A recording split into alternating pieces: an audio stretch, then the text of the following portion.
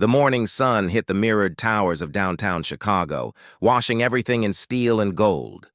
Danielle Morgan's car waited at the curb, a black Mercedes that gleamed like authority itself. Inside, her Bluetooth rang with overlapping calls. Numbers, lawyers, schedules, chaos. She was 42, the youngest CEO in Titan Corp history. A woman who'd clawed her way to the top and learned to survive by never slowing down. Behind the wheel sat David Okoro. Quiet, steady, invisible. He adjusted the mirror just enough to see her reflection. Expensive suit, diamond watch, eyes that looked like they hadn't slept in 3 nights. She was mid-argument with someone on speakerphone when David reached forward and gently turned down the radio static. Her head snapped around. "Keep your hands off my car." The words landed like stones on glass. He froze. Danielle didn't even look back. She was already barking orders again. "They're threatening to pull out of the merger, Elliot." "I don't care. Find an interpreter now. We cannot lose Sato Group." The partition slid up with a soft hiss. Silence filled the driver's seat except for the faint rhythm of city traffic. David exhaled slowly, eyes fixed on the road. Stanford graduate, Harvard fellow, former diplomatic attaché fluent in 9 languages, and today reduced to a chauffeur being told not to touch the radio. He'd driven CEOs, senators, visiting dignitaries. None had ever cut quite so deep with so few words. Behind the partition, Danielle's voice cracked with frustration. "What do you mean both translation agencies are booked? The Korean-Japanese consortium lands in 90 minutes. Her tone dropped to a whisper of panic. "This merger is the only thing keeping Titan Corp solvent." David's eyes flicked to the rearview monitor. She was pacing across the back seat like a caged tiger, mascara smudging beneath eyes that once ruled boardrooms. Her next call went unanswered. Then another. He could hear her breathing quicken. $1 billion, Richard. Do you understand that? She ended the call with a curse that didn't fit her tailored image. The car turned toward the expressway, morning light flashing through skyscraper gaps. David had seen this before, the edge where power meets fear. He knew what came next.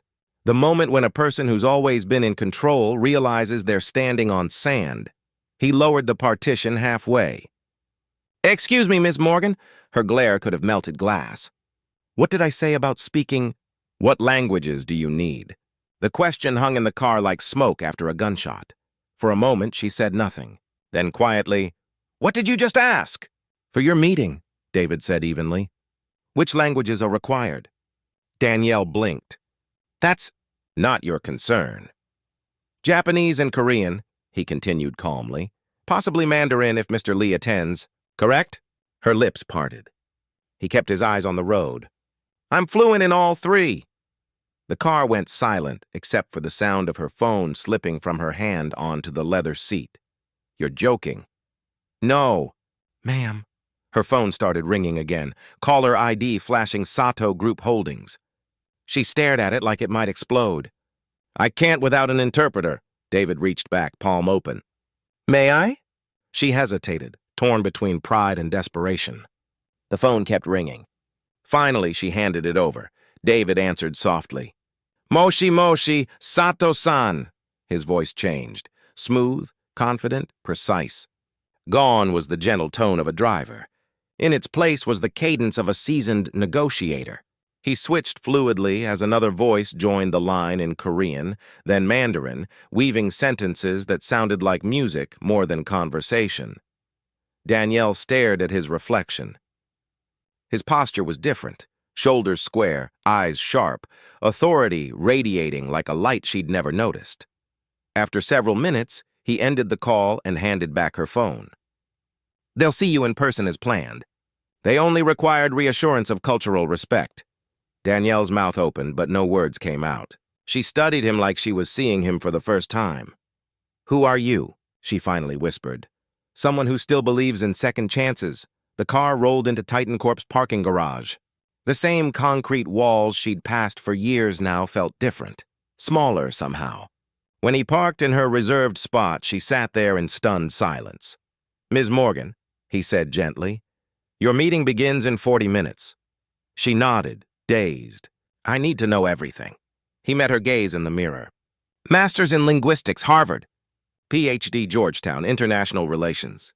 22 years with the State Department, specializing in multilateral negotiations. Last posted in Geneva. Position eliminated during budget cuts. My mother's health collapsed. I needed work immediately. Each fact landed heavier than the last. Danielle's world tilted. You've been driving me for 3 years? Yes, ma'am.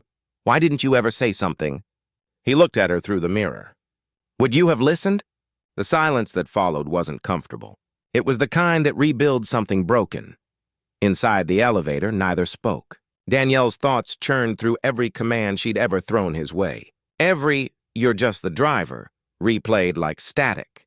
The man beside her had probably negotiated peace treaties while she was still learning to run a meeting. When they reached the executive floor, chaos was already brewing. Titan Corp staff buzzed like bees in a storm.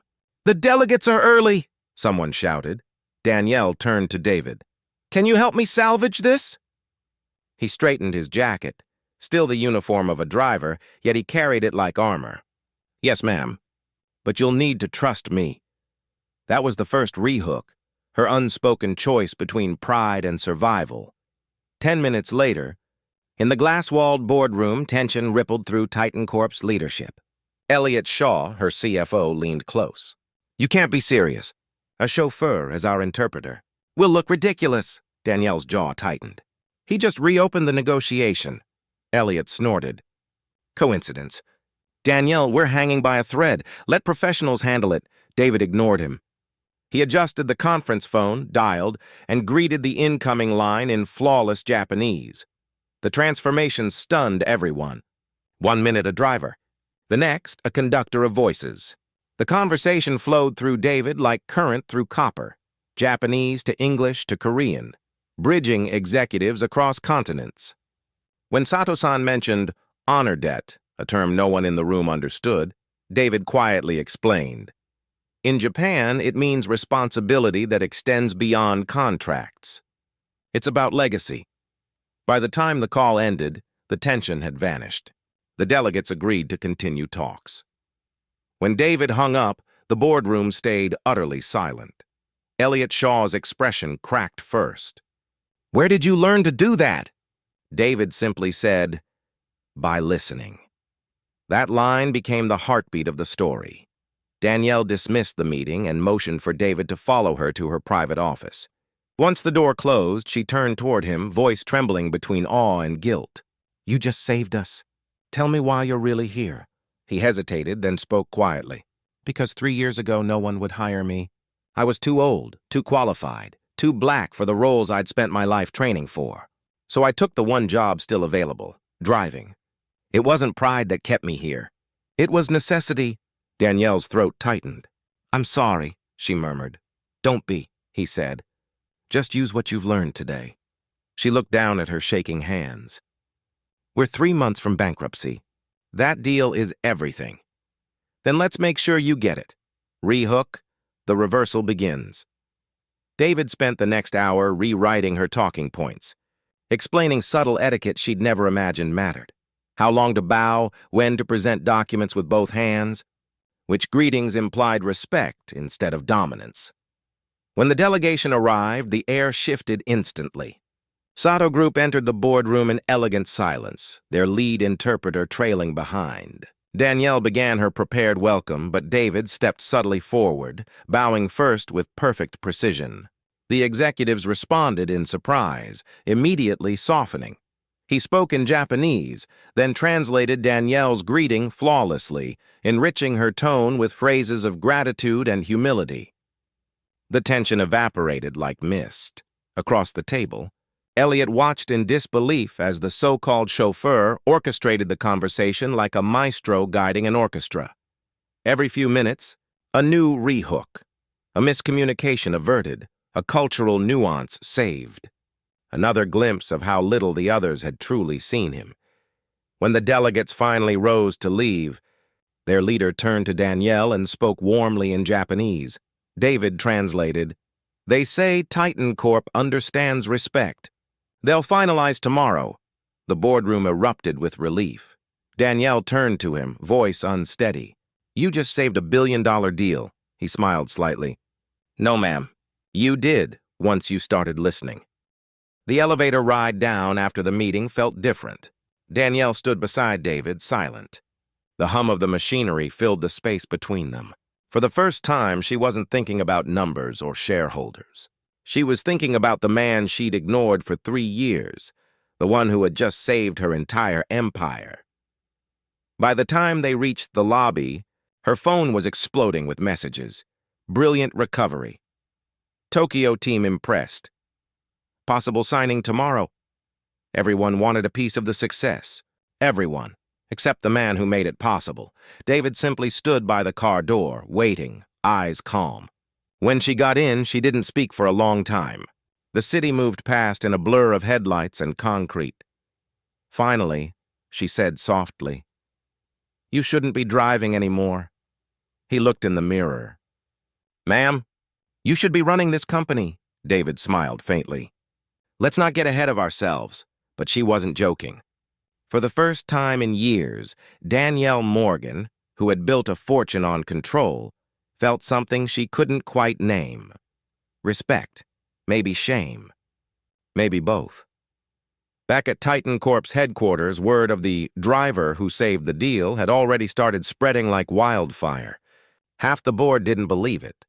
The other half didn't know what to make of it. By the next morning, Danielle had called an emergency meeting. When David entered the boardroom, still in his driver's uniform, conversations stopped mid-sentence. The executives looked up, confused. Danielle was already seated at the head of the table. "Ladies and gentlemen," she began, "this is David Okoro. Yesterday, he single-handedly reopened our merger with Sato Group. He'll be joining us to finalize the contract today." CFO Elliot Shaw scoffed. "With respect, Danielle, he's your driver." "He's also a former senior diplomat for the U.S. State Department," she said evenly. "Fluent in 9 languages, and the only reason this company is still standing." The room froze. Elliot leaned back in disbelief. "If that's true, then where has he been hiding?" David didn't flinch. "Not hiding. Just not being seen." The line landed like thunder. Danielle turned toward him. "Mr. Okoro will advise us on all cultural and negotiation matters going forward." The executives exchanged glances, unspoken resistance rippling like static through the room. One of them, an older vice president, said what the rest were thinking. "With all due respect, this isn't how corporations work. You can't just bring a driver into an executive negotiation." David met his eyes. "I've been in rooms where the wrong bow ended trade agreements, where a mistranslated word nearly started a war. If saving your company isn't corporate enough, perhaps your rules need revising." Silence. Then Danielle nodded slowly. "That's exactly why he's here." A room full of power now learning humility. When the meeting resumed, David took charge, gently, methodically, like a man tuning an instrument that had been out of pitch for years. He outlined the final session's etiquette, how to address Sato-san first, how to sequence the handshake order, which seating arrangement would honor seniority and still protect Titan Corp's authority. Every detail mattered. Every moment was survival. At one point, Elliot tried to cut in. "This is unnecessary. They're businessmen, not royalty." David didn't even look up. "And yet yesterday you almost lost them because you didn't understand that royalty is exactly what they see themselves as." Danielle stifled a smile. The board said nothing more. By the afternoon, the final delegation arrived. 6 people from Tokyo, 2 from Seoul, and 1 translator who now found himself politely dismissed. The meeting began under the watchful eyes of the entire leadership team. This time, Danielle spoke with confidence, but her tone carried a new kind of humility. Each phrase was deliberate, each gesture considered. David translated when necessary, bridging nuances no machine or hired interpreter could ever replicate. The foreign executives listened, nodded, smiled. The energy in the room shifted from tension to harmony. Then, just as the signatures approached, a complication emerged. One of the visiting executives whispered something in Japanese to Sato-san, who frowned slightly and turned toward Danielle. The translator hesitated, clearly unsure. David listened carefully. Sato's tone was gentle, but his words held weight. He was concerned about Titan Corp's stability of leadership. The implication was clear. Could they trust a company that seemed to operate under chaos? Every eye in the room turned toward Danielle. The room temperature dropped. David stepped forward. In Japanese, he began to speak. His tone carried warmth and gravity, seasoned with the authority of someone who had spent decades mediating across cultures. The entire table listened, captivated, as he spoke of resilience, of leadership that learns from humility, of partnerships built not on pride, but on shared purpose. Sato's face softened. He nodded slowly. The tension dissolved. When David translated his final words into English, the board felt the meaning like a heartbeat. Titan Corp, he said, is not just surviving. It is learning. And that is what makes it strong. Redemption through respect.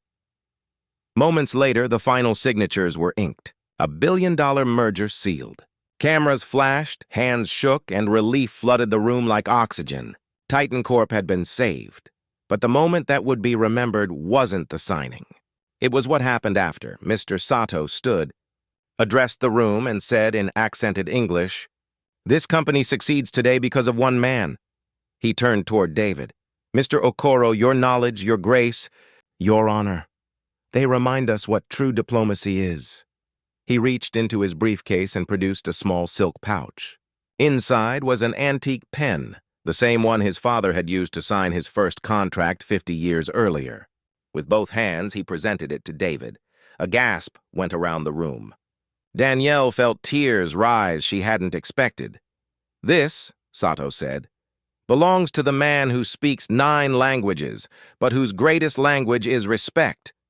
The room erupted in applause. Elliot Shaw stood, looking both humbled and transformed. "David," he said quietly, "I was wrong. Completely wrong." David nodded. "Most of us are, until we choose to listen." After the delegation left, Danielle called everyone back to order. "Before we celebrate," she said, "I have one final matter." She turned toward David. "Mr. Okoro, Titan Corp owes you a debt beyond measure. Effective immediately, I'm appointing you as Vice President of International Relations and Cultural Intelligence Advisor to the CEO. The announcement landed like a thunderclap. The executives stared, but no one objected. Not this time. David's hands trembled slightly. "Ms. Morgan, I don't know what to say," she smiled. "Say you'll stay," he nodded slowly. "Then I'll stay. But only if we make this company one that finally sees people, not just titles." "Agreed," she said quietly. That evening, as the office lights dimmed and champagne corks popped, David stood by the floor-to-ceiling windows watching the skyline shimmer. Danielle approached with 2 glasses. "For the record," she said, "you saved more than a merger today." "You saved me," he smiled. "No, ma'am. You saved yourself the moment you listened." Quiet triumph, moral reflection. When the party faded and the building emptied, David stepped into the elevator alone. He pulled out his phone and dialed a number he'd memorized by heart. "Hey, sweetheart," he said softly. "It's Dad!" A young voice burst with excitement on the other end. "Dad, guess what? I passed my entrance exams!" He smiled, tears in his eyes. "I knew you would. And guess what? You're going to medical school. No more worrying about tuition." Her laugh filled the silence. "You got promoted, didn't you?" He chuckled. "Something like that." As the elevator opened onto the parking garage, he slipped his old driver's ID into his pocket, a quiet reminder of how far he'd come. Later, when he left the building, he noticed one of the custodians struggling with boxes near the loading dock. A young man, early 20s, wearing a uniform too big for his frame. David stopped, helped him lift the last box onto the cart. The young man looked embarrassed. "Thanks, sir," David smiled. "What's your name?" "Caleb. You studying?" "Yes, sir." "Computer engineering, just can't find work yet." David reached into his pocket, handed him a card. "Come see me Monday morning. Titan Corp could use someone like you." The kid's eyes widened. "You serious?" "Completely." As David walked away, his voice carried in the cool night air. "Never let a uniform define you, son. Cut to the next morning. sunlight spilling across the glass towers again. Danielle and David stood side by side at a press conference, reporters buzzing like flies around history. A journalist shouted, "Mr. Okoro, 9 languages, former diplomat, chauffeur turned executive. What's the biggest lesson in all this?" David paused, thoughtful. That brilliance hides in plain sight. Sometimes all it takes is for someone in power to stop talking long enough to listen. He turned to the cameras, expression steady. Right now, someone bagging your groceries or cleaning your office might be a genius waiting to be seen. If you believe talent exists everywhere, look closer. Danielle smiled beside him. And if this story moved you, she added, subscribe. Because the next one might remind you that kindness is the smartest business strategy there is. The cameras flashed. The story of the CEO and her driver spread across the internet within hours. Millions watched.